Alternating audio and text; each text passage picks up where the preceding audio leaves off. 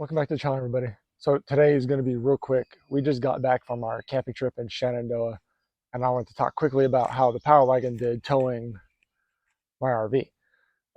So in one of my other videos, I was wrong. My gross vehicle weight for the RV, so the maximum weight that the RV can weigh is 7,000 pounds.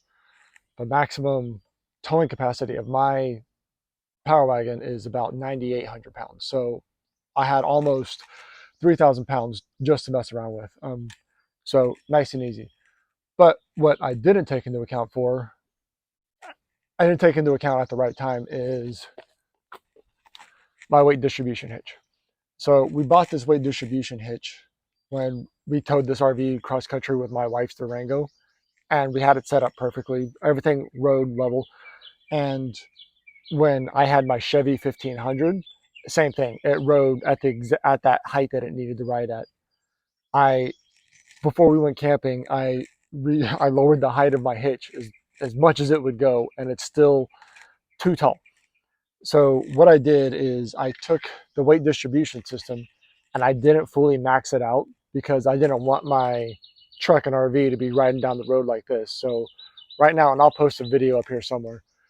So right now, the truck sits almost perfectly level instead of truck up the way they usually ride, and the RV sits just a little elevated, not too bad. And I will tell you right now, for those of you that are concerned about towing with a Power Wagon, don't worry about it.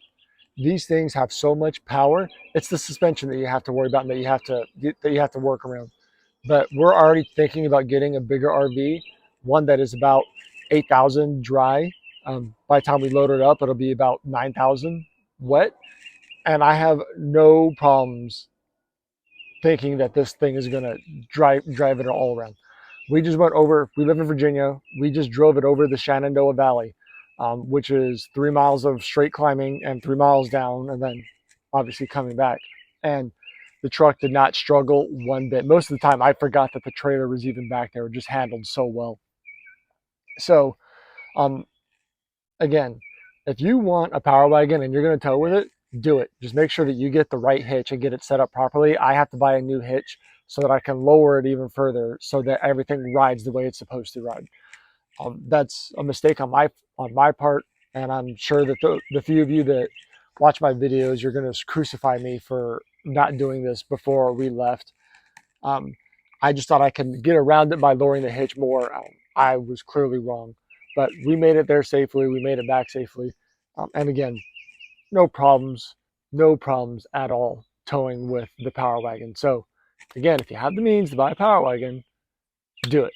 You're going to get tons and tons and tons of miles per gallon and miles per hour. You're going to love it. Thanks for tuning in. See you next time. So I forgot to add this into the video. So the miles per gallon took a drastic hit. I'm down to 9 miles per gallon. That's after towing a couple hundred miles from my house to Shenandoah and then back. So yeah, just under 9, and you can see just over 3/4 of a tank, but it still says my range is 178 miles. So time to work on getting that miles per gallon back up.